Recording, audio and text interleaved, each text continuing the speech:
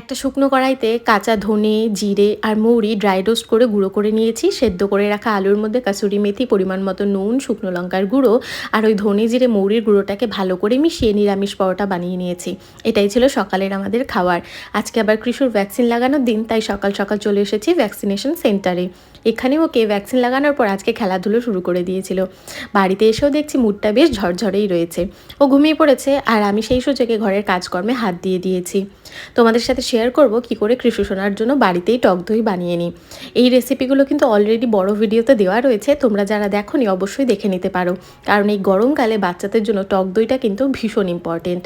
যেহেতু এই গরমকালে কৃষু সোনা ডিম, মাছ, মাংস কিছুই খেতে চাইছে না, তাই সয়াবিন, পনির এই জিনিসগুলো দেওয়ার বেশি করে চেষ্টা করছি।